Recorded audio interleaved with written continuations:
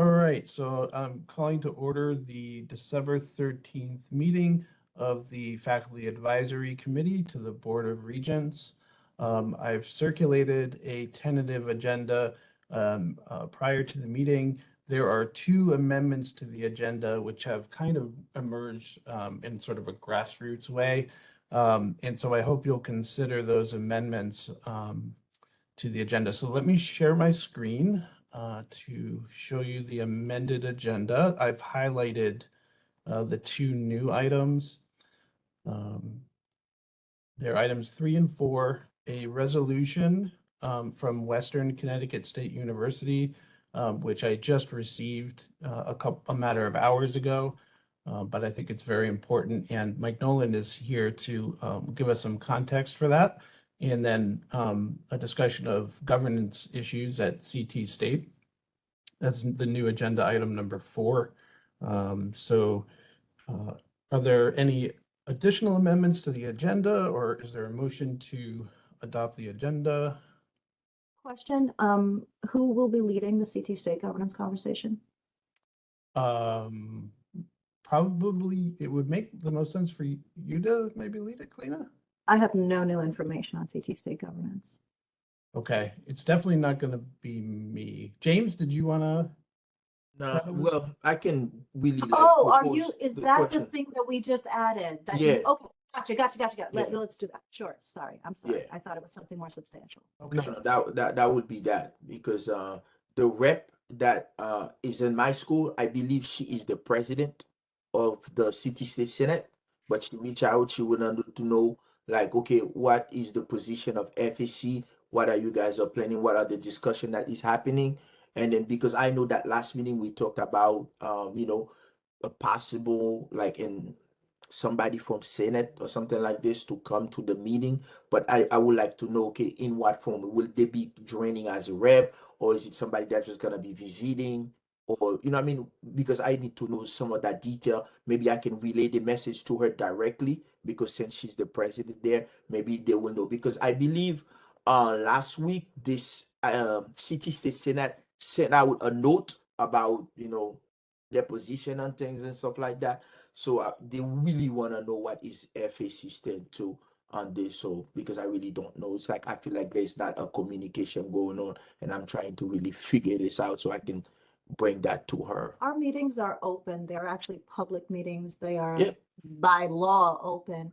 And the WebEx link goes out to any member of the public in Connecticut can attend these meetings. So, folks are free to do whatever they would like to do to inform themselves. So we're also posted in full recording. So, that said, I'm sure there are ways that we can coordinate communication. And I think that's a real issue that we need to Yeah, talk about. because I think that's what it is too, is the communication piece. Yeah. Yeah. Okay. All right, so I'm not sure if we're want to adjust the agenda. It sounded like we were okay with including agenda item 4, but I'm not sure. Are there amendments, or is there a motion to adopt the agenda, or how do we want to proceed? I'll make a motion to adopt the agenda. Okay, so moved. Is there a second? I second it. Okay, so I don't think we have to vote on that. Is that right? Or actually, no, we do. So all in favor, please say aye. Aye. I Okay. Any Aye. opposed? Aye. Any abstentions? Okay, and so the agenda is adopted. Thank you. Okay, so our next item is adoption of the minutes, which I circulated previously. Is there a motion to approve the minutes? I move to accept the minutes. Thank you, James. James Second. moves. Is there a second? Sorry, second. Okay, thank you so much. And all in favor, is there a discussion or? Okay, so all in favor, please say aye. Aye. Aye. Aye. Okay, any opposed? Any abstentions? Okay, so the minutes pass unanimously. Okay, so let's move on to the report of the chair and the vice chair. I have a brief presentation I want to offer to the committee. And then, yeah, it's just a few slides. And what I wanted to do was sort of state some things that have maybe been underobserved as we go through the day by day on our campuses and wrap things up. And there's a typo on this, I apologize for that. But the first thing I would like to do is follow up on a discussion which took place at a BOR meeting regarding the so-called ACT sort of program agenda, however you want to describe it. In that meeting, there were, in my perception was there was a very glowing description of how that was going. I didn't think that glowing description matched to the reality as I understood it. So I actually volunteered that things were not going as smoothly with ACT as was being suggested.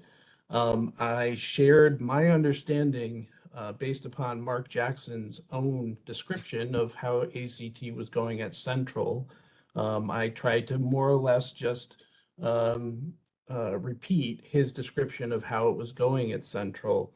President Toro then indicated that she needed to respond, and in my opinion, she seemed to suggest that what I was saying was inaccurate. Now, after she made that remark, I asked her to put in writing her concerns about the inaccuracy of what I shared, and I have not yet received anything in writing about President Toro detailing these so-called inaccuracies in what I described. And so I just wanted to make that clear for the record as we go forward. The other thing I wanted to remark upon, I don't know if you noticed, but we had a national election and things are changing. And yet what I hear about CSCU is not really changing at all in response. And I find this incredibly strange. We are hearing the same critiques of CSCU that we've been hearing since Ojakian. More or less.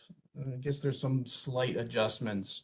And I find this extraordinarily disturbing. Okay, so we are now going into a world in which the Vice President-elect J.D. Vance said in November of 2021, the professors are the enemy. Quoting Richard Nixon. By the way, he cited the fact that he was quoting Richard Nixon. He didn't plagiarize that. And I would guess some professors probably taught him to do that, but I guess we'll just sort of step over that. Two faculty members at NYU were arrested recently and stripped of their IDs and privileges on the campus because they participated in free expression over a pressing issue on the global stage. We need to increasingly ask ourselves, are you with us or against us? Given what we're facing here. I don't know that we can really accept people who don't push back on this notion that professors are the enemy. And so President of AAUP, Todd Wolfson, he has pushed back publicly in a piece entitled "Professors Are Not the Enemy, Fascists Are." He led the strike at Rutgers University, a very successful strike, which helped secure better working conditions for part-time faculty, exploited faculty, that in my opinion, NCHEMS would like to see more of in our state. And here's what he said: between 2021 and 2023, more than 150 bills were introduced in state legislatures by radical conservatives seeking to undermine academic freedom. So now in New York State, we have 2 faculty members arrested for exercising their academic freedom and university autonomy. I believe Connecticut is currently facing similar radical undermining of CSCU, And I would like to explain why I think that's the case. Why did OPM procure a study on just one agency that I'm aware of, an outside study? There was no NCHEM's look at UConn. Why were we uniquely put under the magnifying glass for study by a paid consultant with a questionable ethical track record as documented by journalists? Why was UConn's leadership invited to present to a special committee at the General Assembly called FAC? They did their presentation a meeting or two ago.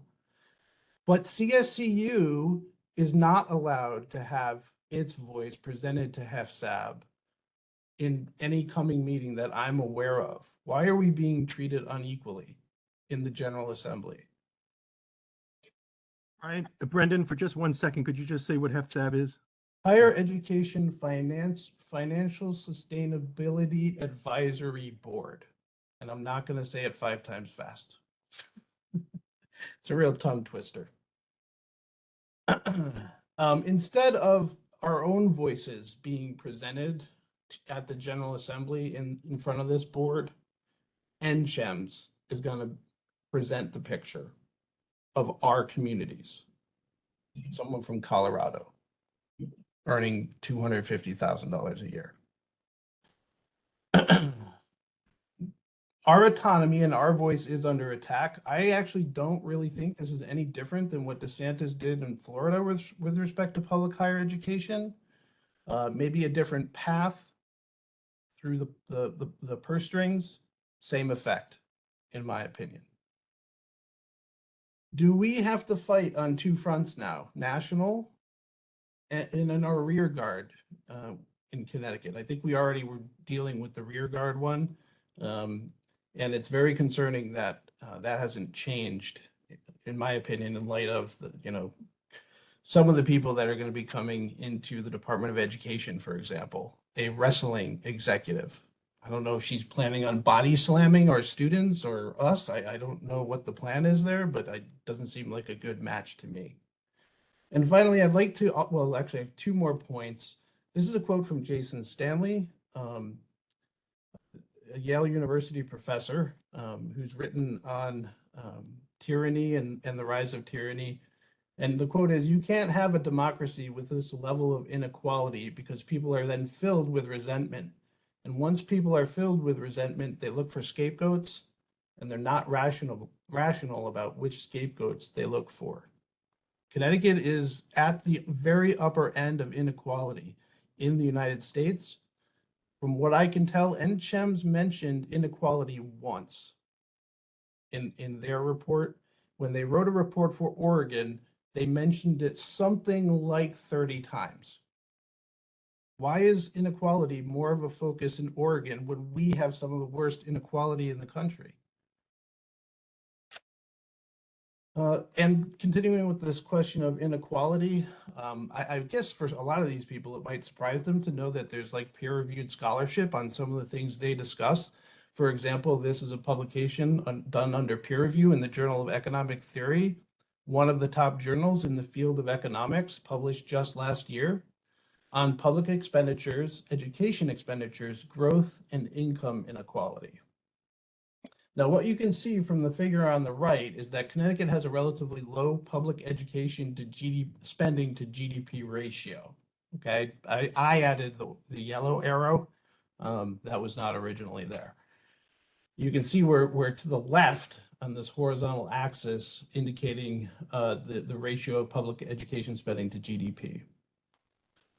And what the results of this very high quality peer-reviewed study indicate is that a moderate budget neutral increase in spending would reduce inequality in Connecticut. If you look over here on the left-hand axis, that number is negative, meaning that inequality would decline if there were a budget neutral increase in spending. And this is very careful research using both data and modern methods of analysis.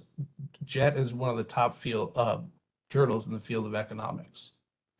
we need to address inequality more than almost any other state. And the fact that what some people are proposing with respect to our campuses would move us in the opposite direction should concern everyone. So I think that's what I have by way of my prepared remarks. Kalina, I'm sorry, I just saw your hand, so the floor is yours for your update, and I'll stop sharing my screen. Thank you. Oh, no, and that's no worries. I actually just wanted to respond to something that you said, but I can pause if anybody else does first.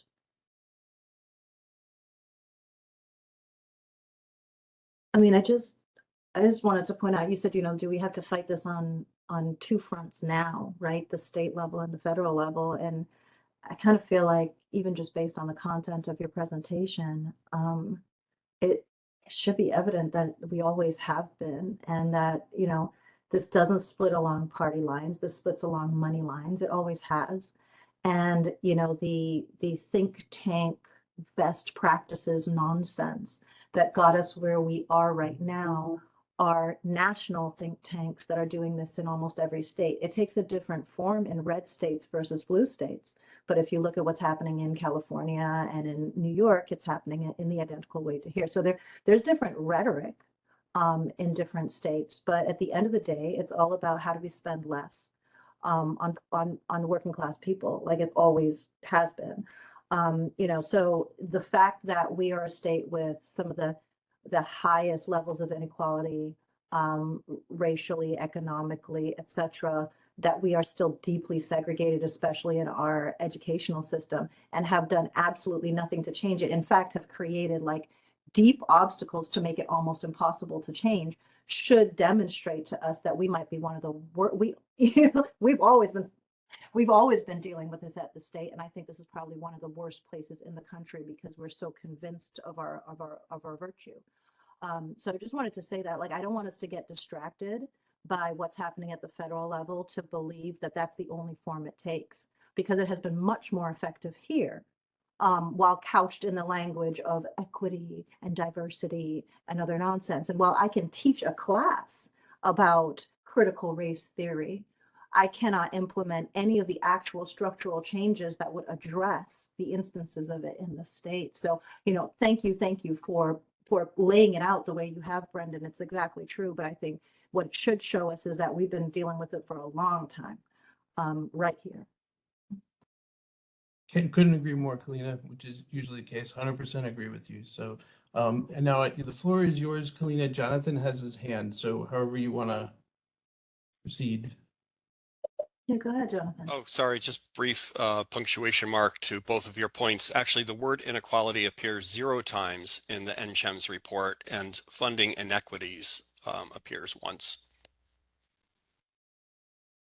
Thank you, Jonathan. And we'll have more to say about NCHEMS in just a couple minutes. Sorry. Go ahead, Kalina. Okay, short report for me. I think I'll just highlight a few things that are going on. I suppose one would be just the NETCHI report itself, some just context.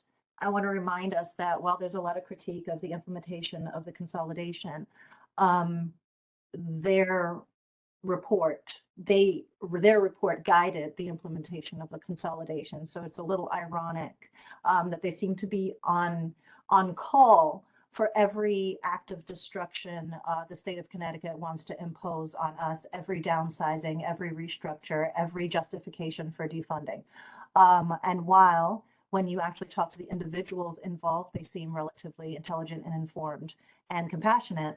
The nature of their job is to help us destroy ourselves. And, and part of the issue is that each of us is well-meaning, but if we are enmeshed in a structure that is meant to harm our students, we will be them soon enough. So, it is a problem. I think at the end of the day, I don't have a lot of energy for the NETCHI report. I mean, not NETCHI, sorry. I keep saying NCHEMS. I apologize.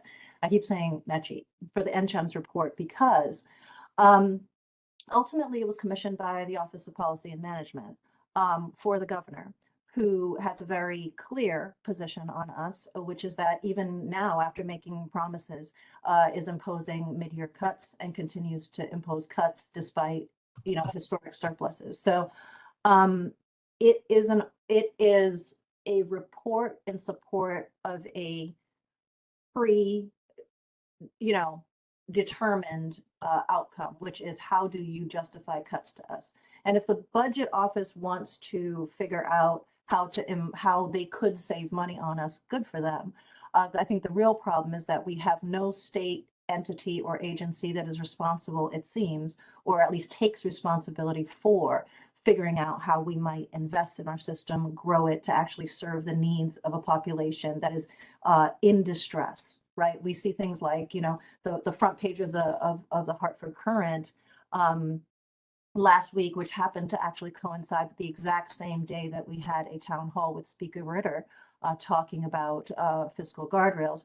It said simultaneously that Connecticut is thriving financially, and then right next to it said more than 40% of our population is in financial distress and economically insecure in some way, right, on a basic needs level. So, we have both things happening simultaneously. How do we have this conception of which the state of Connecticut is thriving financially actually benefit its population? And nobody's doing that job. And it's like, higher ed is uniquely placed, public higher ed is uniquely placed to serve that purpose, to transition people from really desperate situations to something else. And this does not mean everybody needs to have like a master's or PhD. It means that because at community colleges throughout, like we do job training, we do ESL, we serve the community.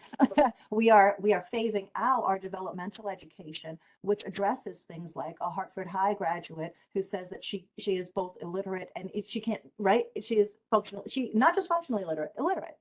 Right? So how are we supposed to serve that segment of the population? One of the things that was really evident with the NECHI, the NCHEMS report, is that they're saying while there is, for the most part, Connecticut exports more college students than keeping them in here, for the students who have that choice. So UConn, has to deal with students making choices of leaving the state. CSU system is serving students who do not make that choice, possibly because they cannot make that choice because we are the only option for higher education for them. So one of the things that I feel that I gained from the NCHEMS report is not so much its content, because we know what that is. They've been telling the same story forever, cut, cut, cut, cut. The thing that I gained from it is that we do have an Office of Policy and Management being pushed by the governor to find justifications for cutting us, and we have no state entity that has the function of advocating for the growth and sustainability of our system. And that is because of the board's close ties with the governor. 9 of those seats are appointed by the governor with no restrictions on who they are and what they represent. And just and our CSCU administration, of course, serves at the pleasure of that board, which is to say of the governor. So it doesn't matter who the governor is. The fact that any one individual has that level of control over state services that can have that much of an impact, to me, is problematic. And there's good reason, NCHEMS did point out that there are really good reasons to rethink the structure of our system. We have an Office of Higher Ed, God knows what it does. Like, we have crises like Stone Academy, harming people, and they didn't see that coming or intervene before the fact, right? So we have a huge gap in state oversight and services that needs to be addressed. And I think this is it's a structural problem, and no one has the job of holding us together is the problem. So that is my main takeaway from NCHEMS, because all of the nonsense we know it. We could write that thing ourselves, right? Give me a thesis to support, I could support it. Cool, right? Any of us could do that. That's what we teach. The question is, like, what is our mission? And nobody has the mission of actually protecting us. So that's my take on NCHEMS. I refuse to invest more of my time in in that thing. And Brendan has pointed out a lot of the ways that just the process selection, the sourcing of data, the representation, the analysis is just flawed in itself, right? Because it is pursuing a particular thesis. Okay, so that's that. That said, what are you calling it? The group looking at financial sustainability at the legislative. What is it? I call it HEFSAB. HEFSAB. So HEFSAB is meeting again on next Wednesday at 10 a.m. And as is the case with most of these things, because we always have the legislature looking into our stuff. It's sometimes unsatisfying because the most fundamental questions aren't asked, but they are trading information. And I think actually in the case of that, the glut of information is the problem. Like there's so much information being provided, it's almost impossible to get anything intelligible out of it. So hopefully it uncovers some things. I'm not particularly hopeful, but at least there's something. I will mention, do I have anything from ASA? Nothing significant that I can think of from ASA, but I will mention that you were at the last finance meeting, Brendan. I was not, that was just this Wednesday. But at the last finance meeting that I attended, which was last month, there was this really interesting exchange where I think we all know that when the budget was presented in what was it, July, June, July, something like that. When the budget was presented in July or June, it excluded the $14 million that our system was going to get from the RSA, which is the reserve salary account or something like that, which is part of the general fund for the state, right? And that's where money is held to address any wage increases or contracts that are approved in between budget years. So historically, we only get enough to cover general funded employees. The assumption is we can cover the other employees because we have another source of revenue. That source of revenue is tuition. Unfortunately, they want us to rely on it, but okay. It was in question for a while, and then 2 days before that meeting where the budget was established, it was confirmed that $14 million would come our way, but the budget was still approved without any mention of that $14 million. 2 weeks later, when the budget went to the Board of Regents, the whole board, not just the Finance Committee, it still had not been included. We continue to have a budget that makes no mention or account of that $14 million, but it has continue to be part of our conversation.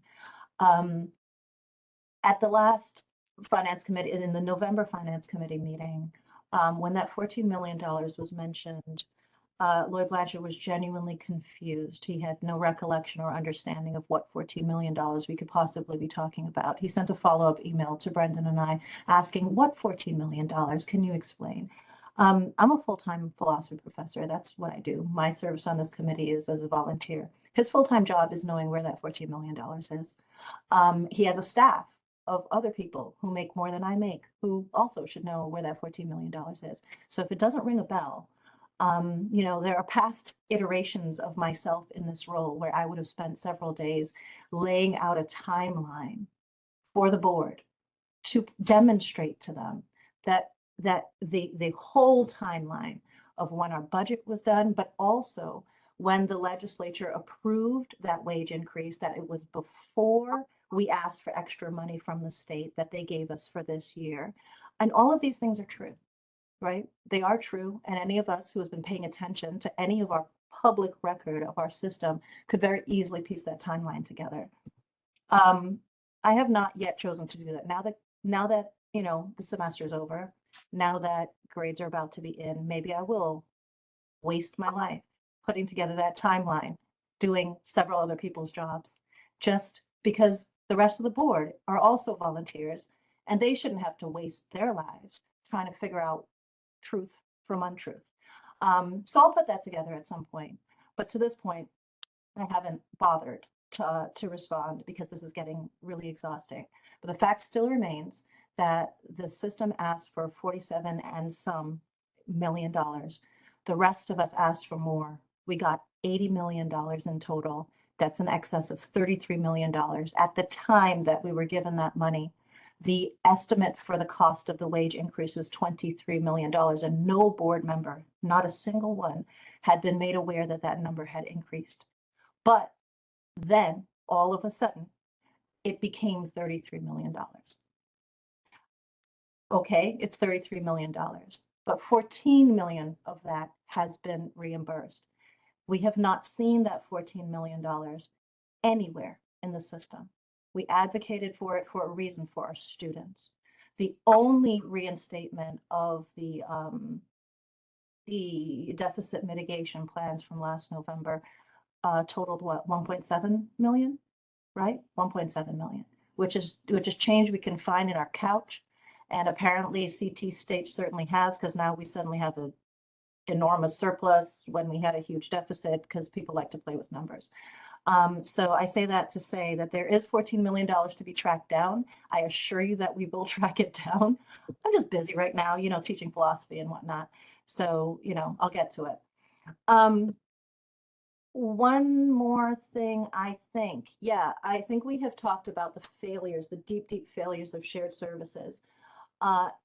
NCHEMS's kind of analysis of this is that while shared services is an okay idea in theory, in principle, our implementation has been poor, and they have suggested that we find, you know, people who are able to manage the implementation better. Now, I agree that implementation could not have been worse in terms of how it played out at CT State. But I will also say, I don't know how many of you are familiar with other state agencies, but I have yet to find a single place in the state of Connecticut where shared services has worked. I hear disaster after disaster after disaster. I see not a single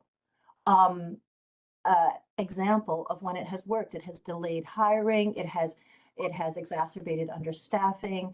And you know, like, we're higher ed, we're here like aspirational. We're talking about people's futures. There are places where people's lives are on the line and lives have been lost, and people are unsafe because of these kinds of things. So you would think that we'd be as motivated as possible there. I have not seen an instance of actual success in terms of shared services in the state of Connecticut. Beyond that, though, I just want to say that we continue to deal with the fallout from our poor implementation. So I don't know how widely the CSU announcements go, but Lloyd Blanchard sent one out. Oh, I should have looked at the date. I had started to forward it to you. I'll give it to you. 1 second. Sent out on December 3rd an announcement saying that a couple hundred people had been overpaid with the, what was it, the 2022, a review of the 2022 CBAC payments. A calculation error was discovered that led to overpayments for a significant number of CT State employees. We're talking about a couple hundred folks, and the amounts range up to about close to $4,500. So people are about to be asked to repay to the system thousands of dollars that they were overpaid a couple of years ago, that they've just identified. So that's how bad payroll is. And I'll tell you, those of us at CT State are constantly living in a state of anxiety because you never know if you're paid the right amount, and there appears to be no way to justify, to figure that out. So we're still dealing with that, the consequences of that. It's particularly bad.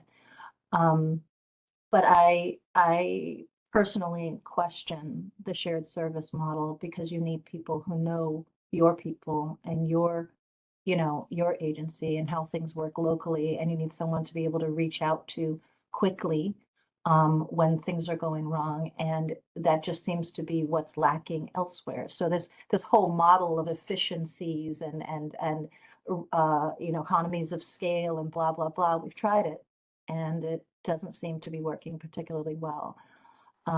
So yeah, that's it for me for now. And Kat, did you have a hand? Yeah, just to expand upon what you had mentioned with the email that came out about the folks who were overpaid. it's impacted a lot of people on the Manchester campus. It seems to, there's a pattern of folks who were part-time EAs at the time. It seems to have impacted them the most, and now they're full-time. But we were talking about it at the union meeting yesterday, that it was when those payments happened back in, I think it was November 21, around that time, there were also a large number of us who were underpaid. And there was never an email about that. There was never any blanket statement that came down. It was up to all of us basically to sit down and do our own calculation. Personally, I was underpaid by over $600. And, I sat down and did the math, and I went to my union rep to make sure that I had, hadn't missed any decimal points or anything. And I just find it ironic. I find that very interesting. That will send out a big email saying we overpaid you, but everybody who was underpaid, you're kind of left to your own devices. So I appreciate you bringing that up, Kalina. Yeah, thanks. It's very anxiety inducing to live like this, right? Like never knowing, is it under, is it over? I shouldn't have to check my paycheck every single time. And yeah, I also wonder, it's like from a couple tax years ago, like how does this work? And it's EAs who work, contract to contract. How many of them are still on payroll? So for those of us who are still in the system, there are contractual protections that say that it can be, or at least I know for the 4Cs, right? That you, while payroll has many times demanded a lump sum immediately and, absolutely terrified. They should know the contract, but they don't actually. Terrified people. Contractually, there is a protection that says that no more than 5% of each of your biweekly paychecks can be, can be allocated to that. That's great. But what happens to the people who aren't working here anymore? Are they sending in a check for a couple $1,000s? Like, it's terrible. Sarah. Hi, Kalina. So I have also been personally affected by payroll. When I was hired in July of 2023, my union dues and my retirement was never taken out. So I have to actually put in an extra year of service because of payroll's mistake. I believe that as a solution to this, we need to make a formal recommendation that payroll needs to be on campus. They need to understand that we're just not numbers they're inputting in between doing their laundry at home. We are real people and we're being affected. They need to be on campus. Thank you. Thanks. And I don't, if my understanding of these situations too is that they go after you for the taxes as well. So, and I could be wrong about that, but then they ask you to go get the taxes from the feds. I could be wrong about that, but that maybe it's operating differently this time around, but if we're doing our I- job, they better pay us for our time. and for all this talk at the board of people behaving a certain way in meetings and professionally, this doesn't seem very professional, and we're not just talking about words in a meeting, we're talking about people's livelihood. So real material harm. yeah, and it's not acceptable. This is terrible. no. Okay, so if there's not more on that, I think we called on everyone who'd raised a hand. I'd like to now turn to an issue that has sort of surfaced at Western over the past 2 or 3 days. And I'm rather than go through the resolution, the text of the resolution first, I was hoping maybe Mike Nolan, and this resolution comes from faculty leadership at Western. I was hoping Mike Nolan could tell us just a little bit about what's happening on the ground there, so that we all have some context for this resolution. So Mike, the floor is yours. Okay. First, a little bit of background about the financial issues at Western. Something that has been kind of swept under the rug, I think, is that the root of our financial issue is that our last non-interim president, John Clark, was hired in 2015, and his main function was supposed to be fundraising. That's what we were told. He had a business background, and we had no reason not to take him at his word on that. However, by 2021, it became clear that he was, instead of being a fundraiser, a fund depleter. And he had essentially spent down the university reserve until down to almost zero. And he was forced out by a faculty Senate vote of no confidence. So that was the cause of a great deal of grief, as you can imagine. The original Netchi report identified a number of issues besides the overwhelming financial one, and essentially we put in a great deal of work. A lot of people volunteered to serve on committees in the summertime yet to address this range of issues. And among the things that were identified as problems for accreditation in particular was, one, the lack of a standing president. So we've had two interim presidents in the meantime, the first of whom was a disaster, and he basically left under a cloud. And the other problem was the lack of communication, transparency, and shared governance. And that's been a chronic problem. So a big problem with the current NCHEMS report is that it tends to, well, it completely ignores what's happened since 2022. So essentially it's acting in a kind of time machine, if you will. And it completely ignores the fact that we've made considerable progress in streamlining the administration, in cutting expenses. A lot of that, quite frankly, is because of attrition over the past 3 years. A lot of people are, a lot of staff and faculty are retiring and not being replaced. A lot of departments have been merged in kind of a haphazard way. I'm kind of questioning the amount of savings that comes out of that, but we have done that, and at the request of the university.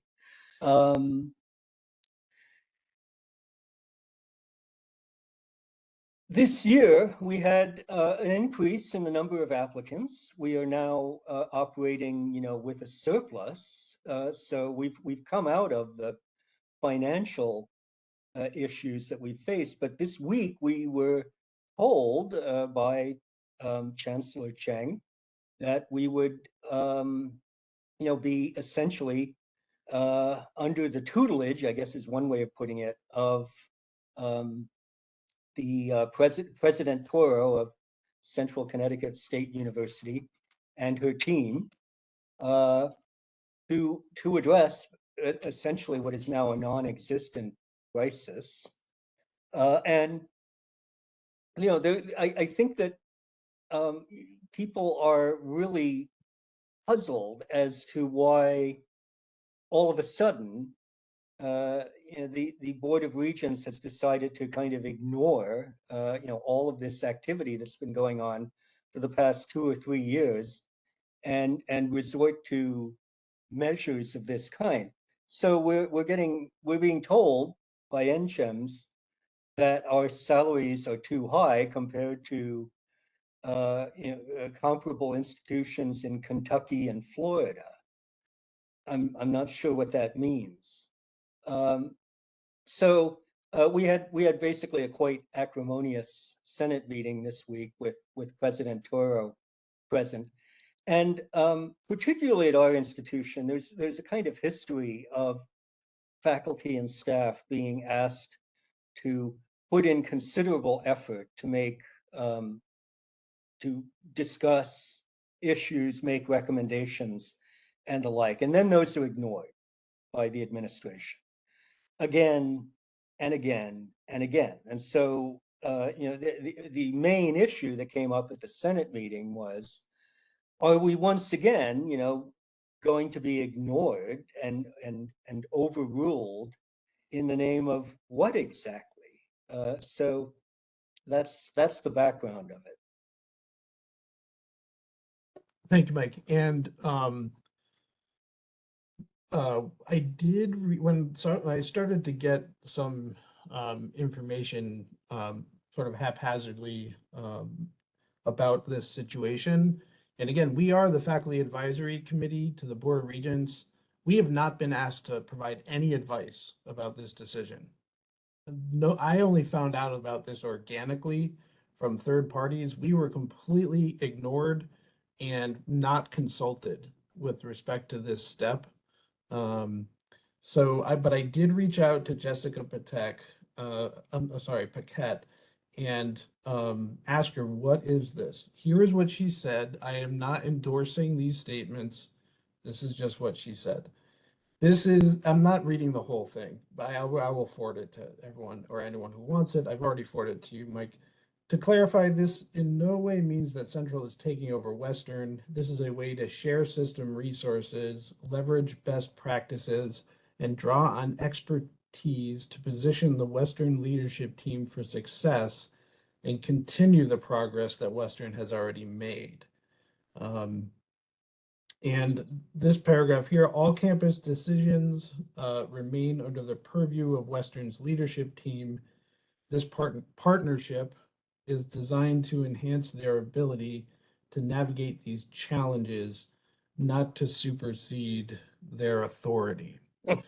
Now, here is my, as someone who's is not in Western's community, but at a fellow institution, that operates with the Senate and has certain processes in place. We basically have this governance structure that is embodied in a constitution, if you will, and a president of a university, interim or otherwise, has defined roles in that constitution. Now, when someone else comes in and sort of arbitrarily replaces that president or has an equal vote as that president, no one has written down what President Toro's role is in this situation. Again, this is the second time I'm asking for someone to write something down.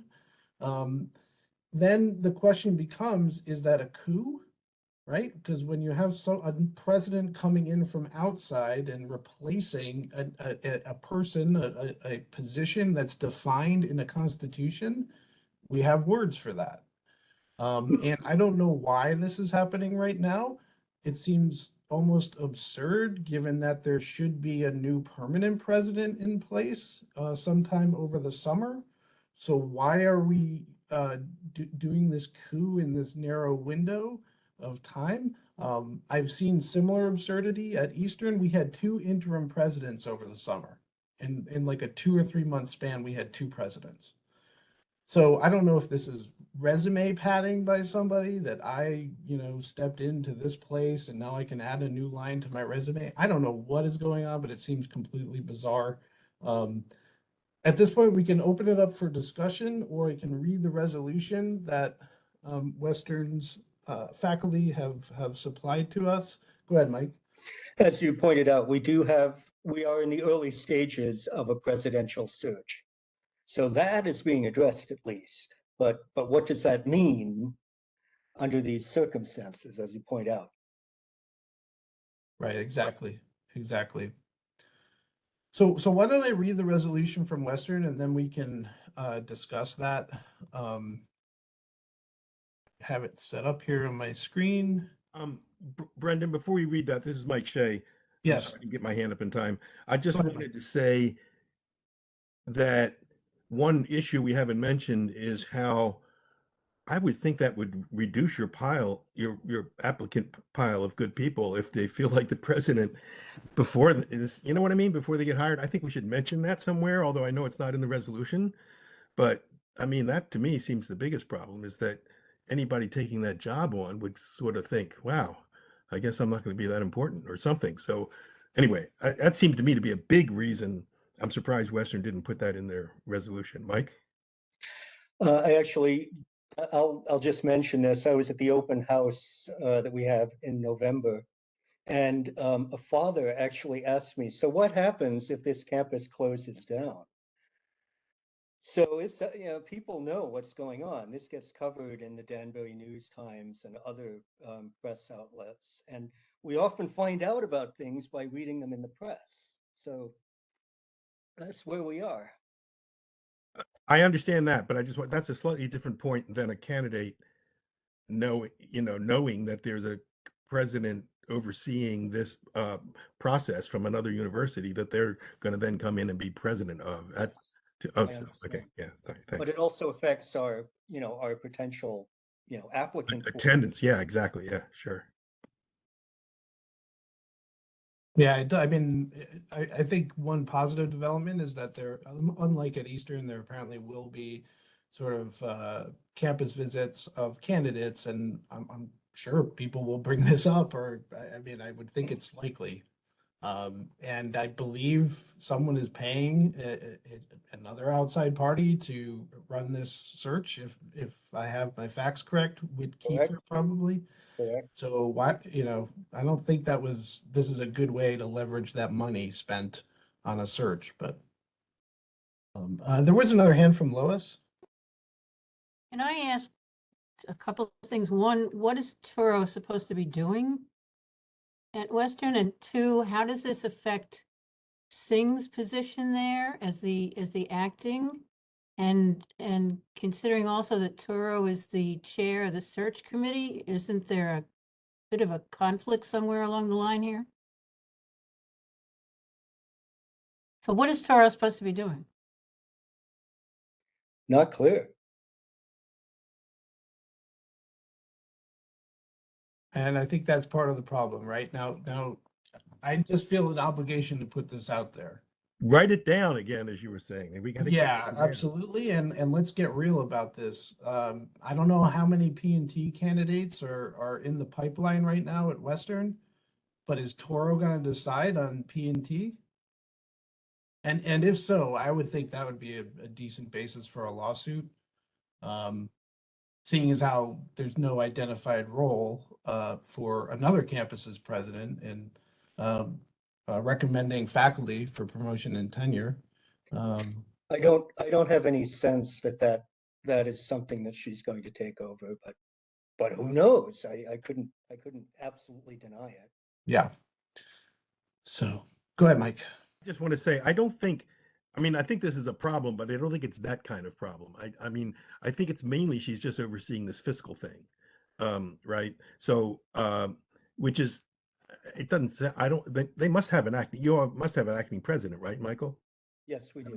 Yeah, so that person would do I think this is just because of that fiscal thing, but I think it's still big enough that it would disturb me if I were a candidate applying for the job that's setting this fiscal future. So anyway, sorry, just want to clarify that. Thanks. Thanks, Mike. Okay, let me read through the resolution here, and then we can see if there's any motions to pass it or a discussion. I'm going to put this on the screen. All right, so this is a resolution before the Faculty Advisory Committee to the Board of Regents. CSCU AAUP faculty are participating in this discussion and have participated in creating this resolution. We did receive it from the chapter president at Western, dated December 13th, 2024. On Tuesday, December 10th, CSCU Chancellor Terrence Cheng announced launching a 3-year initiative aimed at achieving financial sustainability, academic excellence, and operational improvements for Western Connecticut State University. Whereas WCSU AUP, the union chapter representing the faculty at Western Connecticut State University, announced their opposition today to a plan to have Central Connecticut State University's President Zulma Toro, CCSU administrators, and CSCU system office impose themselves in a supervisory role, undercutting shared governance and accountability at WCSU. Whereas a recent letter of concern from NECHI, WCSU's accrediting agency, indicates that WCSU needs to develop a, quote, effective system of shared governance that supports communication, transparency, and accountability at all levels. Whereas significant progress has been achieved at WCSU over the past 2 years, including the development of a new general education program, the inauguration of new graduate programs, and the streamlining of governance structures at the University Senate as significant successes that have resulted in financial and enrollment improvements at WCSU. Whereas such progress includes having converted a $12 million deficit and balanced the WCSU budget with $11 million in reserves, whereas WCSU AAUP objects to a plan enacted without any consultation with faculty, staff, or students, undermining transparency and shared governance. Whereas the proposed plan undercuts our faculty's efforts over the last 2 years to work with administration to develop a culture of transparency, thereby causing confusion that undermines WCSU's own strategic plan by superimposing a new plan and list of priorities on top of WCSU's plan already approved by the University Senate. Be it resolved that because past practices have led to near ruin for this university, it is imperative that, in keeping with university values of fairness, open communication, and transparency, any decisions with regard to the imposed revised plan be withdrawn until further consultation with faculty, staff, and students is established. Mike, go ahead. It occurs to me there's another problem here. If President Toro is overseeing Western Connecticut State University, doesn't that have a considerable impact on her job as president of Central Connecticut State University?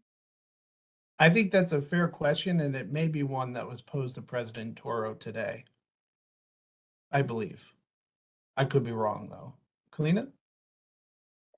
Yeah, I was just going to say she's taken on a couple of new roles recently, right?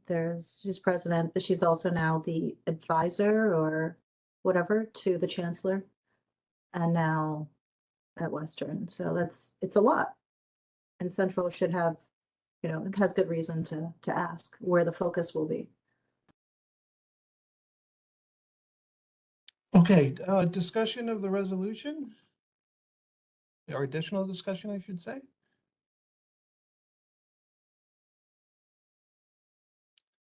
Is there a motion to approve this resolution by the FAC? So motioned. Okay, Mike Nolan moves. Is there a second? I'll second. Lena seconds. Any additional discussion? All right, hearing none. All in favor, please say aye. Aye. Aye. Aye. Aye. Aye. Any opposed, please say nay. Any abstentions? Mine was an I, but I couldn't unmute fast enough. You guys are like on it. All right, I don't hear any abstentions or opposed, so the resolution passes unanimously. I will make sure to get this into the hands of Chair Gui and Chancellor Chang as soon as possible. And I will also inform, or Mike, I don't know if you want to inform Western's faculty leadership that we did in fact pass this resolution and endorse it. So thank you very much. Thank you. Yeah. Right, Brandon, can I also say, do you mind if, this is Mike Shea, when you forward that to Marty Gui, could you also just mention, since it's not in the resolution, that this could be a hindrance to the applicant pool have they thought about that? They may have, and then whatever, but just to raise it might be helpful. Absolutely, Mike. I'll definitely do that. Thank you. Okay. Okay, so let's move on to the discussion of shared governance at CT State. Kalina has her hand up. Go ahead, Kalina. It's a nice little bridging comment, but just to say that this is an instance of a president or a campus, I don't know, chief executive not really having full control over their campus. And I'll say, we were concerned about that at CT State also, where presidents were downgraded to CEOs with, just the savings was minuscule.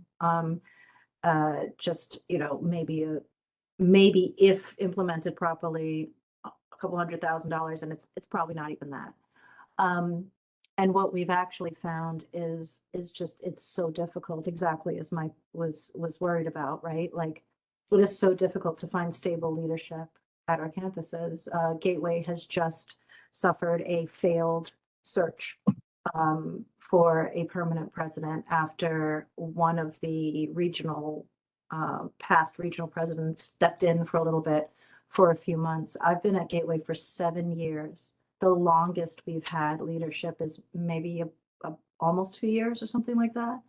It's a constant turnover because leadership is impossible because of all these layers and these impositions from above. And it's precisely the same thing, right? Like CT State only has control over about 85% of its own budget. CSCU has kind of hijacked the rest. And then by the time you get to campus leadership, it's even less. So to see this happen at one of the universities where, again, financial issues are invaded by the very entity that has put them at risk in the past because of mismanagement is truly concerning because the consequences are real, right?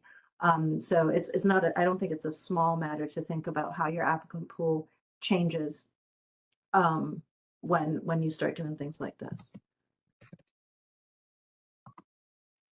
Yeah, that's a great point, Kalina.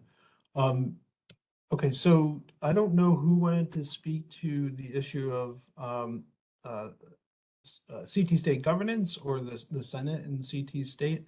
I don't know if James or Kalina or Lois, if you wanted to offer some comments about that. I have no comments, but I think there was something to address, like James had brought something that he wanted to address today. Yeah, so my colleagues at Asnantok, so she emailed me, and then I believe he was like they they wanted to know, like the Senate, what FAC was thinking in terms of shared governance for the city state. So, and I remember last time we mentioned it that like there might be a rep, at Senate that will come to the meeting or something like this. So that's what I told her. So like we do not know what's going on yet. So once I have more, then I will tell you. And that's one of the reasons I wanted to know if we will have like another discussions on that to elaborate more, since I see that there is a rep, a city senate rep into the meeting. So I'm getting into the conclusion that you guys already, have like an accord or something, because I felt more like it was like a communication. So it's like things are moving fast, but we're just not talking fast enough. Do you see what I'm saying? But before, because I believe that the city state senate was gonna bring a governance out, because I believe they sent out an email. I forgot what it was. So they wanted to know what FAC was thinking, so that way I could relay that message to them, so that way they can have a better discussion on their end. So that's one of the reasons I bring that up. So if everything is all set, then I'm guessing everything is all set.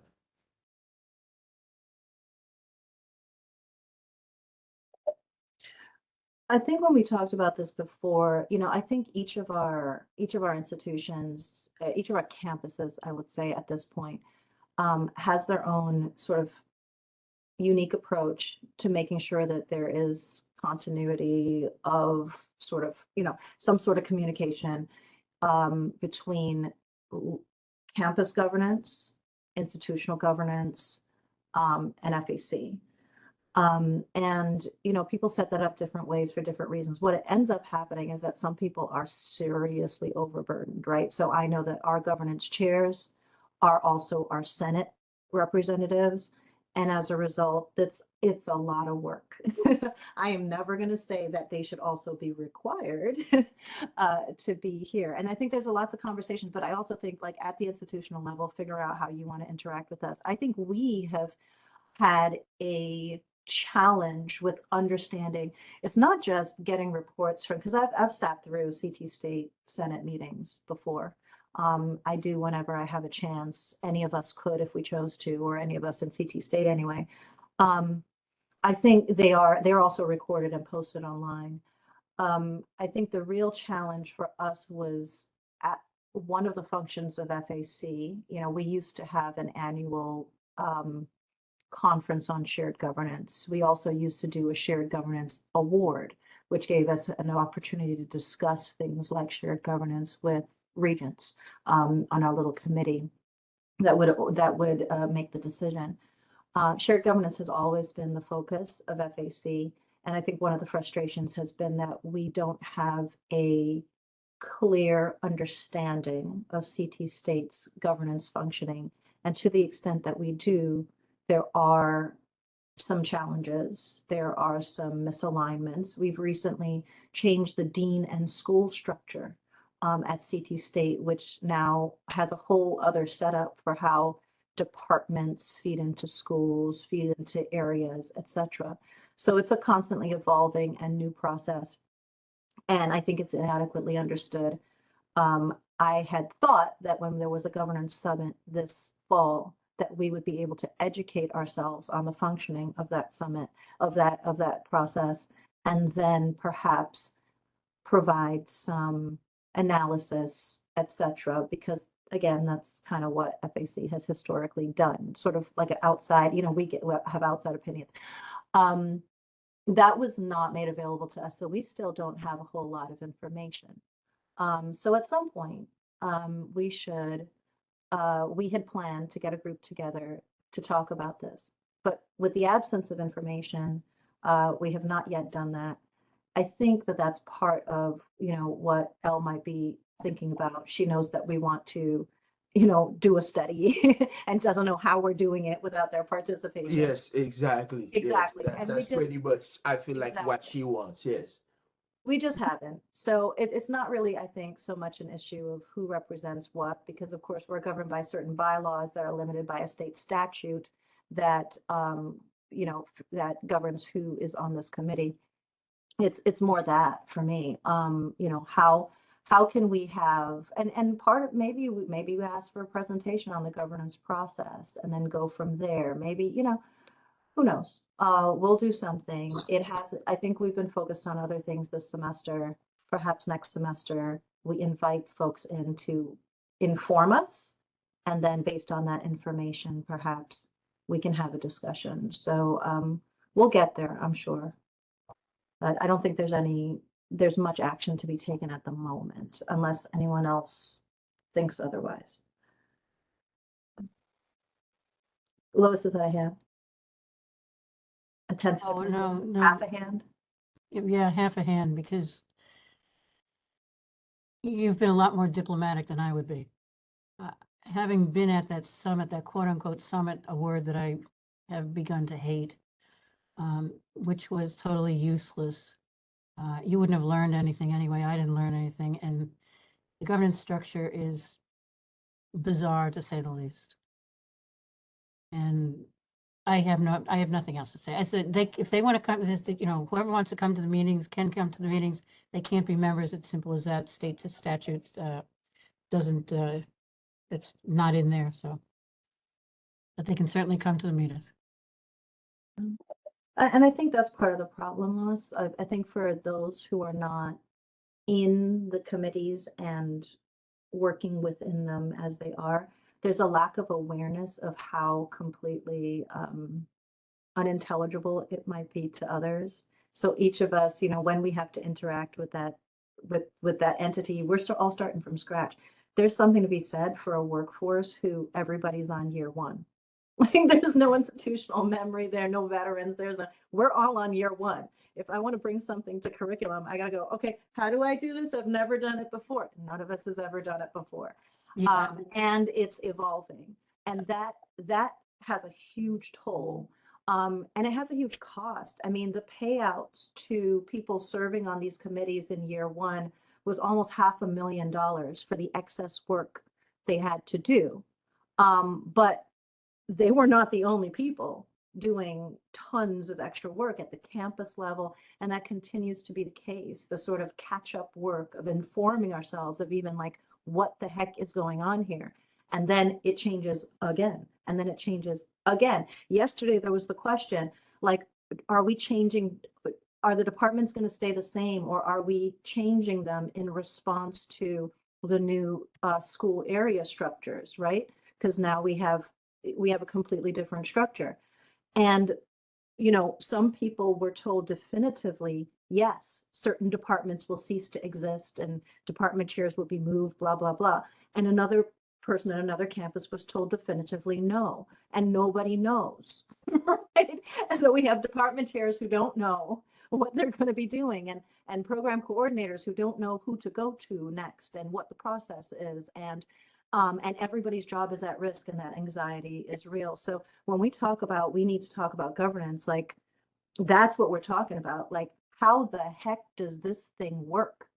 And the answer is nobody knows. We might have gotten two different answers from the provost within a week, or we have administrators who are misreporting the provost.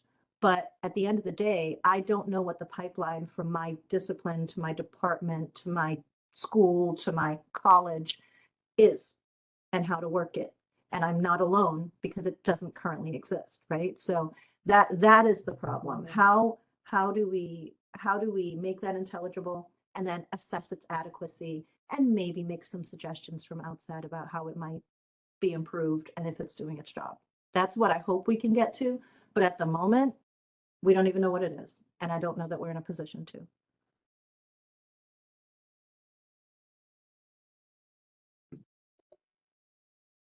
I'm going to say it, I don't care. On the curricular side, the structure is, what it's done is pitted people against people, campuses against campuses, and decisions that are being made are, and plus they're not, quite frankly, they're not following Connecticut rules and regulations on FOIA and meeting structures and open meetings and so forth. And it's just any kind of time I've had any kind of a relationship with them at all, it's always been a total disaster.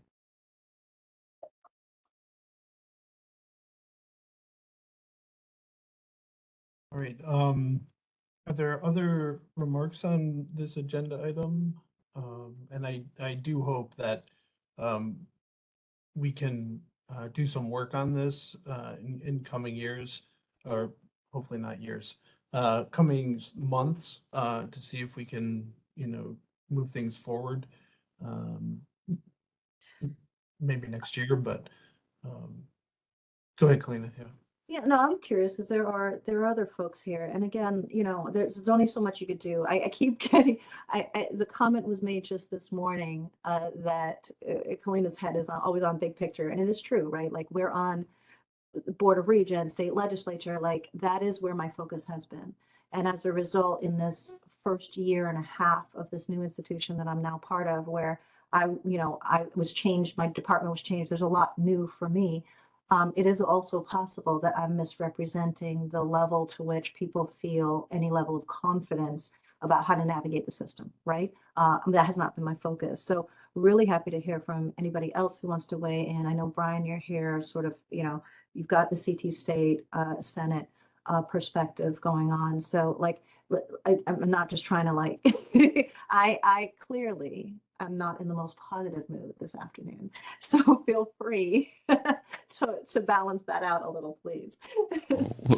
Well, yes, as a new CT State Senate, so I'm very green at this whole CT State Senate world. Figuring out too exactly what it is. You're all right about the overwhelmed nature of everybody being on so many different committees, and adding this FAC plus CT State Senate plus the campus governance that I'm on too. There's all these weird different layers of how things are working and doing. So I'm still learning too. I know the FAC and the CT State Senate, it's part of a discussion for the Senate, and I always defer to Elle for those things because she's the pres. I'm just me. But so yeah, I'm trying to learn all these things as well and see what if I could take anything from the FAC to the Senate, if I even have that responsibility or role to do that. But it's, come on the enrollment management subcommittee plus another subcommittee and some other subcommittees. I can't keep track of them all. So and I don't get paid for those. So, so when people bring up I won't release them, it's like, what is that? So yeah, so there's lots of things that are happening. I think that are going on. Like you said, they just set up the Senate year one. Now it's trying to figure out where does this build and go to. So I think there's lots of nuances when it comes to that. Can I say I yield my time? Okay. I yield my time to Thank you. in the okay. All right, thank you. Okay, I don't think I saw any other hands, so maybe we can move to the NCHEMS resolution. I won't read that one into the record. I'll show it on screen, but I did email this one a number of days ago, so I hope you had a chance to review it. So let me put this on the screen. And as I said, I did circulate a draft of this to a few people just to, oh, that's the wrong one. Hold on. Just to get some feedback. So did it go? Sorry. Here it is. All right. So this resolution in essence, calls on various decision makers such as the System Office, the Board of Regents, the General Assembly, and the Governor to reject the CSCU organizational study.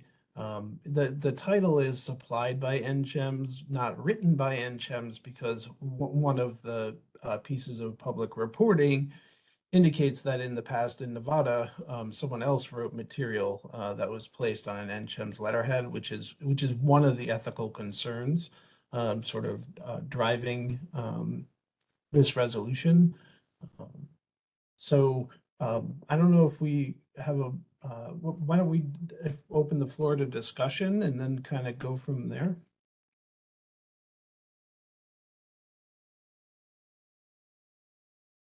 Go ahead, Lois.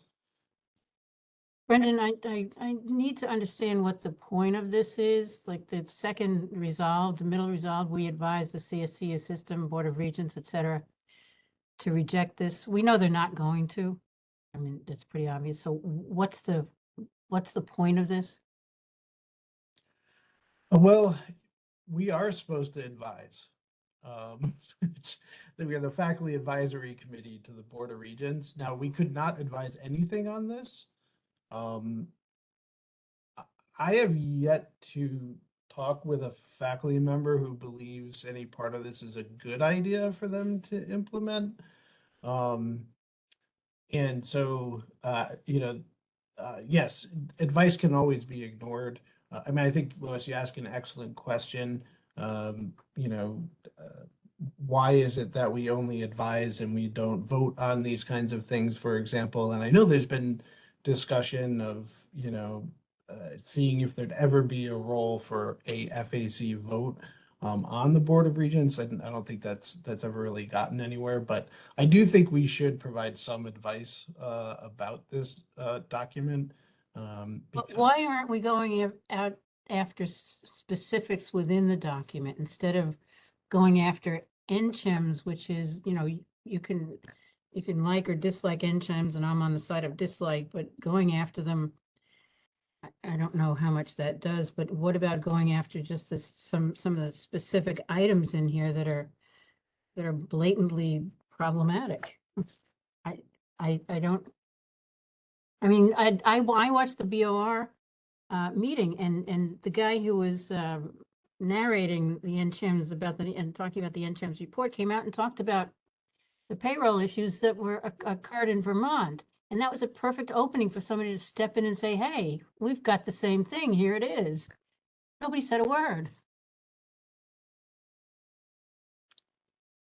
Yeah, that's a great question, Lois. I mean, there are specific things about how, for example, there have been many statements about declining enrollments, but one of the whereas is about how enrollments increased this year. And I don't know that they ever even talked about that, for example. Maybe they did obliquely, but I think that, well, I do know that there will be alternative documents that are put together in response to this study, but I don't know if it's even worth going through um, page by page or section by section, because no one is paying us $250,000 to do that. So Nobody's doing what? I'm sorry. no one's paying us $250,000 to do that. Okay, yeah, okay, so we're gonna go down the route of CT state shared governance where if you don't get paid, you don't do anything? Oh, no, no, no, we will do. There are things that will be done. This is just a first step. Lois, we don't have time to, in my opinion, to put together a detailed response because HEFSAB will get this presentation of material next Wednesday. And if we don't say something now, we'll be silent. Because, for example, if we passed this resolution, someone could email it to HEFSAB. If we don't Doesn't pass it. say anything. It doesn't, you know, all right, Okay. I printed out like 8 or 10 pages worth of stuff from that report. Now, I did not dive deeply into that report yet because it's big and I haven't had the time. But I've highlighted a bunch of things that you don't have to talk about everything, but at least some of the things and be specific about it. This is, I don't, okay, Lois, personally, I don't know where this is, what this is supposed to do. so Lois, here's a proposal based on what you're saying. 'Cause you seem to be saying that we need something more substantial that actually addresses the content of the thing, right? This is going to be presented to the legislature, that HEFSAB group, on Wednesday.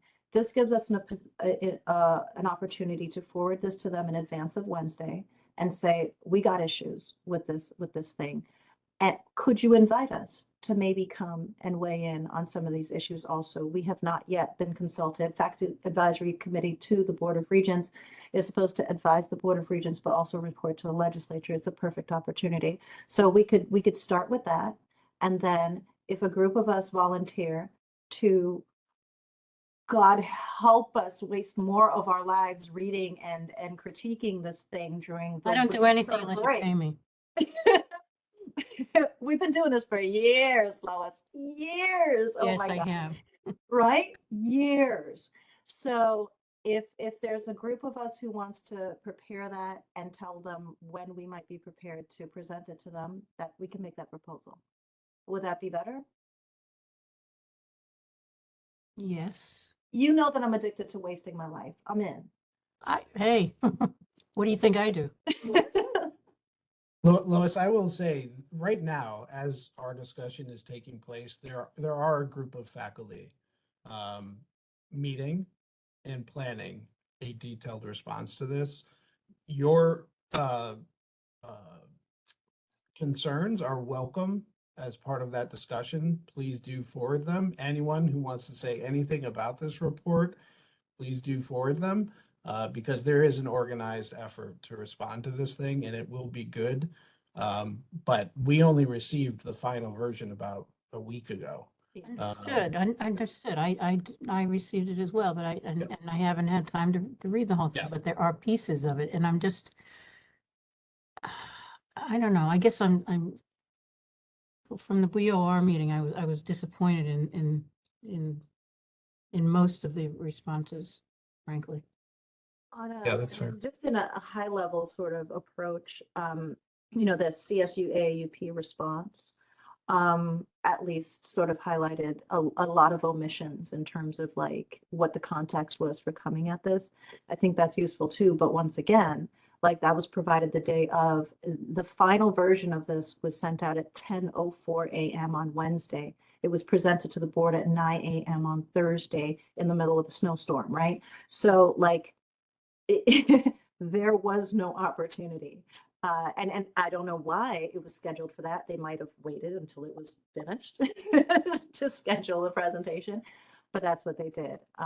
So, you know, we're behind the ball on this for sure, but this could be a decent opportunity to at least give the legislative committee that's concerned with our financial future a heads up, because we're going into session on January 8th, going into session, and they need to know. at least that this is nonsense. Except that we've been telling them that for years and they haven't listened, so. I see Mike's hand, Nolan. Yeah, so I see two problems here, and the issue of ethical breaches came up at Western's Senate meeting. I'm not familiar with the details of this. I want to find out more about it, but it seems to be a substantial charge. And another is that a lot of the elements of this report seem to be shaped by a political agenda, and I don't know whose political agenda exactly, who's standing behind this. The governor. Yeah, okay. But that has to be, that has to be taken into consideration.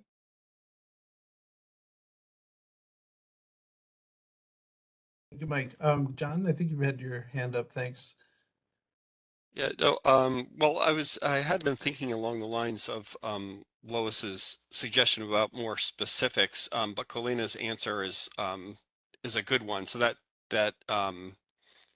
helps me, because I was concerned about kind of the general nature of it, and there are so many specifics where that might be stronger even than the it is disturbing that an organization with such well documented major ethical lapses would be hired by the state and paid a lot of money to do this, but that doesn't get at, I think, what even the stronger elements are some of those specifics. And the other thing I would say is that faculty aren't monolithic. I mean, I know I have colleagues who are austerity minded and likely to support this this vision. So even having those specifics is helpful for me in thinking. I have my own analysis and reading through, but I always learn a lot listening to you and Colina and Lois.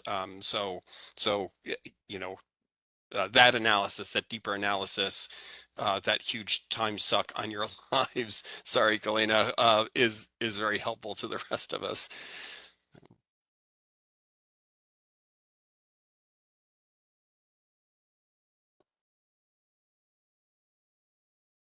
All right. Any other comments? Yeah, I think my hand's up, right? Oh, I didn't see it. I'm sorry, Mike. Go ahead. It's okay. So a couple of things. I and some of these might address the concerns raised so far. I would say in number one, in the resolution number one, that the Faculty Advisory Committee, and then I would say in its statutory duty in its statutory duty to advise the BOR.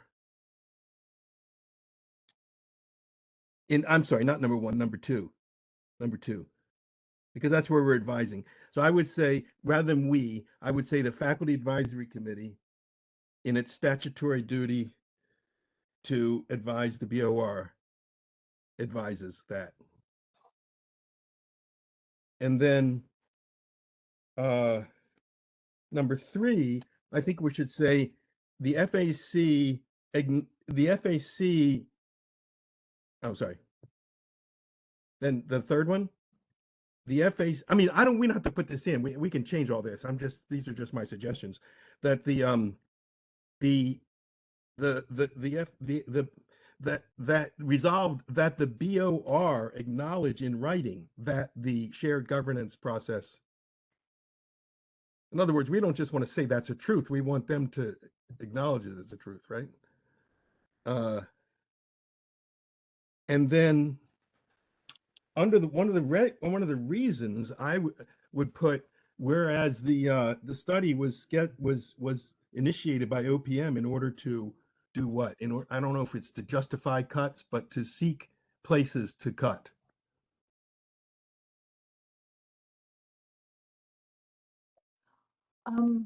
or whatever language we want to use to that. But in other words, I do think we should say Yeah. that it was admitted or called upon by the OPM in order to not to just to save money, not to necessarily improve education. Yeah. And I know we can talk about all these things. I just want to mention them. And then the last thing I would do is I think I would move those last two resolves up to the beginning. Because to me, they're principled kind of issues about what's good for the state and people. The last two whereases, I'm sorry. The last two whereases, let's look at them first before so one says it's not comprehensive in discussing the benefits and it's lacking in inequality. Those are issues that the whole state should care about, right? It seems to me that those principles are more important than some of the other things we're saying, which are problematic, but not as principled. Mm-hmm. So rhetorically, I think that would be a smarter way to start.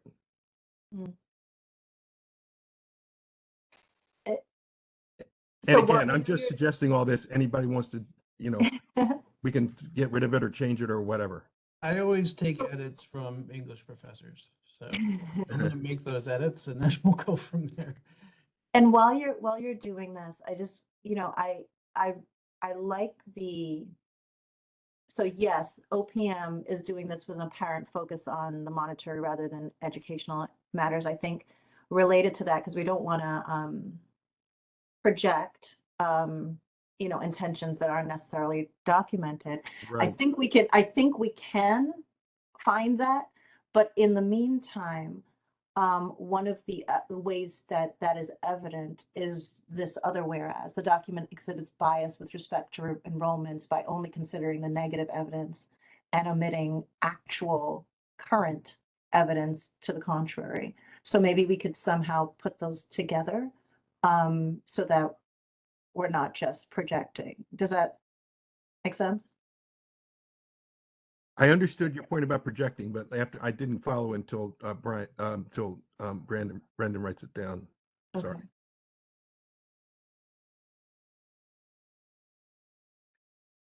Yeah, see, I think that kind of works. Oh, I see. Yeah. Okay, good. I do like the notion of monetary rather than education, rather than the point about cuts. That's a great point, Colina. I would not good. It's not a good suggestion.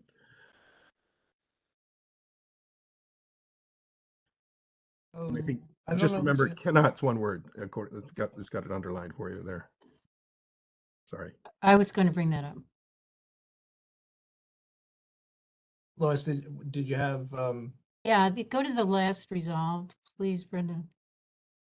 Okay, that the board should acknowledge in writing that the shared, there's the link to that last resolved and the rest of it is not really apparent as far as I'm concerned.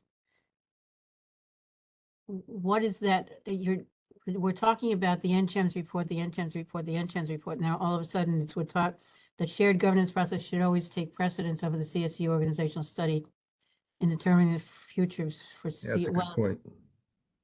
So Yeah, that's good. That's good. We got to be careful because one thing they'll say is that in a sense they did talk to a lot of faculty and campus bodies, and we don't want to pretend they didn't. I mean, I'm not saying was necessarily great, but they did do that. So yeah, but they did it at the state universities. They did not do it at the community college level. Oh, that's They went interesting. to Nuntuck, they went to Northwestern, they went to Capital, which they spelled incorrectly in their report. And they went to Three Rivers. Okay. Two smallest schools were 50% of the schools they went to.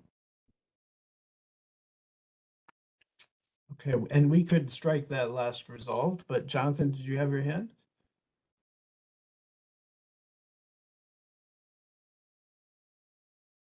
Sorry, Jonathan, I think you're muted. Yeah, I looked at a few editing pieces, but I'm just finding my way as the document is being edited here. So if we go to actually down to the resolved, I think the first or the second resolve that Michael had some suggestions about to maybe make that even a little bit more streamlined and slightly more powerful. Resolve the faculty advisory committee in its statutory duty advises the Board of Regents. I mean, we don't have to say that it's statutory duty to advise and then advises, you know, we'll have that like 3 times there. So the faculty advisory committee in its statutory duty advises the Board of Regents that the CSCU system office, Board of Regents, General Assembly, and governor reject the CSCU organizational study, not to reject. Just reading that aloud, it sounds like that's an extra that doesn't need to be there. Also, a smaller thing further up, the second whereas, or what was the second whereas, there's cannot as 2 separate words, and I think it should be 1 word here, cannot. That was fixed. Oh, it was. Okay. Can I just say, Jonathan, I understand your point about I know it was a clumsy sentence, but I somehow want to make it clear that we've talked about, I mean, David Blitz used to bring this up all the time, you know, that we need to remind them that it is our duty to advise only the Board of Regents, unfortunately. So, but I think highlighting that language keeps reminding the board and whoever reads this that we do have a statutory duty to advise the Board of Regents. And this sentence sort of implies that, you know, we're advising everybody, and we, you know, I mean, we are Okay. advising everybody, but I our see. statutory duty is to only advise to the Board of Regents. So Also make reports to, sorry, go ahead, John. no, that's all right, Kalina. I was gonna say we do reports to the legislature also. Yeah, but we don't advise them, right? We're statutorily, I think we're required to advise. So we need another verb in there, right? So Yeah, resolve the something like that. faculty advisory committee in its statutory duty. I would say to advise the Board of Regents and change the next verb. Right, recommends. Yeah, recommends is good. Yeah. Oh, that's good. Yeah, thank you. I did think that was clumsy, but No, I know we're doing it on the fly, but I mean, I totally agree with that, with your, that's a great point, Michael. Reminding people of what our purpose is, our Yeah. statutory purpose, I think is really important.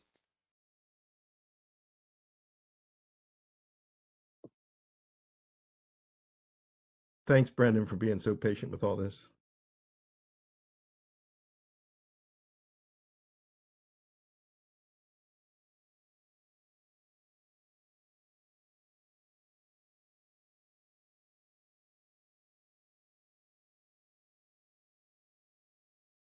Yeah, though, this has been great. I think it's a much better resolution. Oh, there is one more thing. I'm sorry. I think we should say, instead of saying, we made some changes. Now you have this document that was the first, and the first whereas, we can't, okay. I think the first whereas needs to say, whereas the document entitled or whatever, just so that they know. I mean, technically, a resolution should be able to be read without the title of the resolution. And then we can say then we can keep saying the document. Yeah. Thank you, Mike. Excellent. Okay, good. And by the way, just one quick question.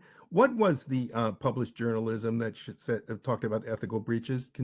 What was the journal, and what was the writing, and what were the breaches? Does anybody remember or know? So it's already on the public record now during the special meeting of the BOR, but I cited 2 studies. The more recent one was out of Alabama, in which the journalists did some digging and found that a administrator may have had a financial transaction with an organization that is co-located with NCHEMS in Colorado, and there was some discussion of the history of that building and that sort of thing. So that was a published report out of Alabama. The second one was out of Nevada. It was a little bit older, and it had to do with the fact that FOIA records seem to suggest the client of NCHEMS had written material that NCHEMS put on their letterhead. Okay. That's my recollection of that reporting. I can circulate those links because I have a few things to follow up with for the committee. So I can circulate the links to those stories. It is a very tangled web.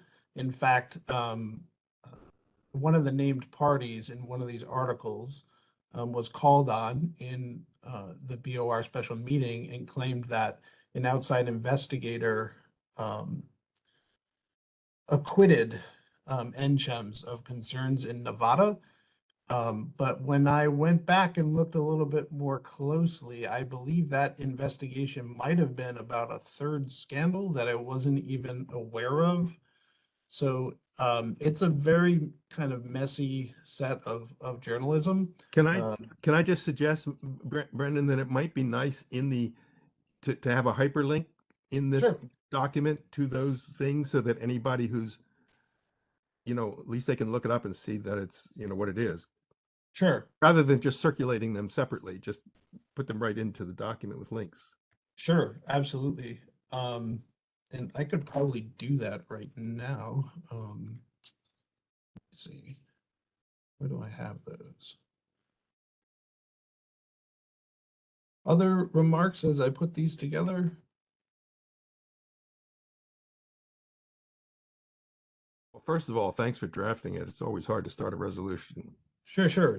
No problem. No problem at all. And I appreciate in this very busy time of year, everyone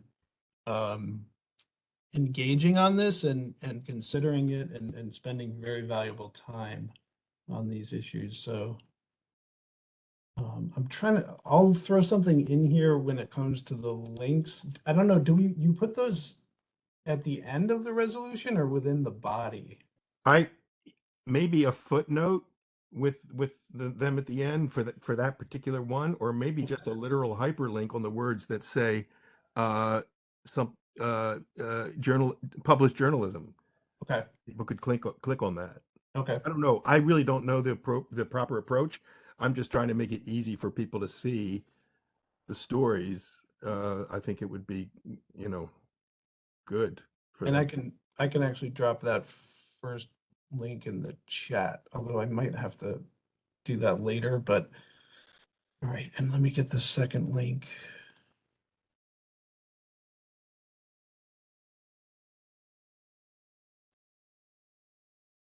All right, other remarks? Is there a motion to approve this resolution?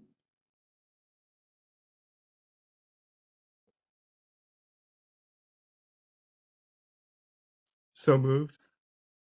Okay, thank you. I'm not sure who that was. That was Mike. Thanks, Mike. Is there a second?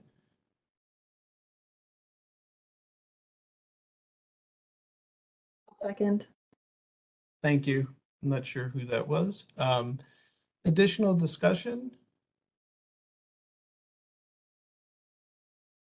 Okay, then maybe we should move on to voting.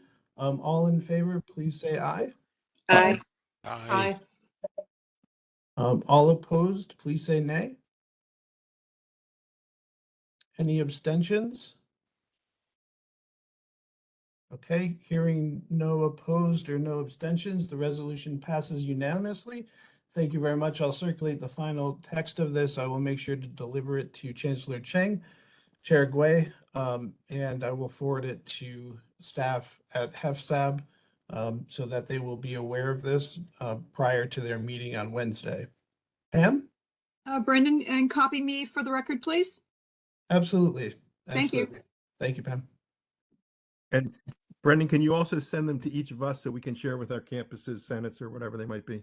Absolutely. Absolutely. I have a number of, I'll have a follow-up email to this with a few items. So thanks, Mike.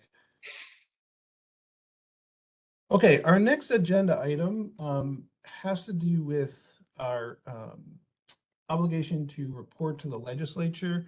I think basically about this calendar year. I'm going to go through the minutes in order to sort of our meetings in order to sort of put together that report, as well as this, you know, any resolutions that we passed. I don't necessarily want to have sort of an open discussion of this since we're into our second hour here, but if you have something you would like to go into that report, please forward it to me and Kalina, and then, you know, at the start of next year, we can circulate the draft of the report to the legislature. And I think that actually will be a useful document as the session begins. You know, it's something we can point to as we are in dialogue with legislators. And so I just wanted to put that on the table as something that we'll have to put together and consider in coming meetings. Okay. Any remarks on that or comments?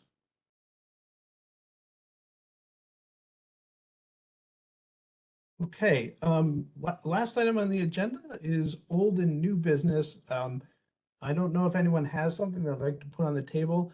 I will mention that we are heading into an odd year of the calendar, which means I kind of take a different role on the board.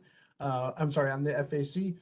And I believe Kalina, the CT state representative, will take the primary position in terms of running the FAC. So I just wanted to remind everyone of that as well.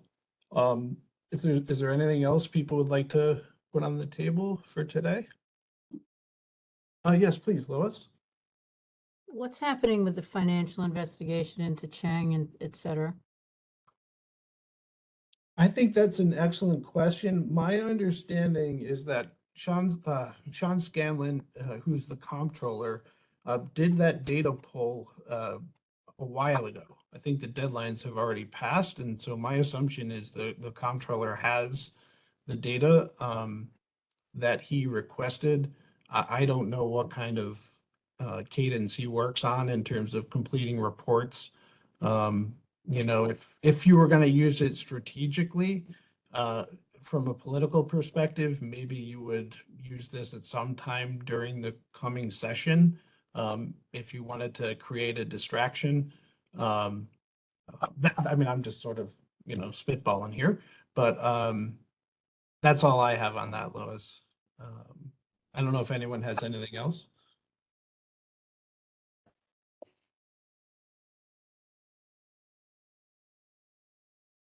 Nope. Okay. Other topics?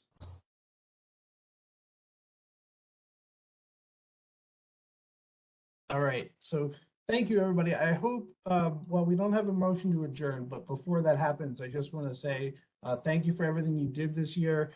Thank you for the work we did in particular in today's discussions. I think the conversation we had about governance at CT State, supporting our colleagues at Western, extremely important, as well as the work we just did on NCHEM. So again, thank you for your time in this very busy time of year. I hope everyone has a great, relaxing, and rewarding holiday season. I'm going to do my best not to send any of you email from next week until the start of the year, and you can hold me to that. So is there a motion to adjourn? Thanks, Jen. Thank you. And Mike has a motion to adjourn. Thank you very much. Everyone have a great weekend, great holiday, and we'll see you in 2025. Okay. Thanks, Brendan. Thank you. Thanks, Kalina. Thanks, Brendan and Colleen and everybody. Thank you, everyone. Thanks all. Bye.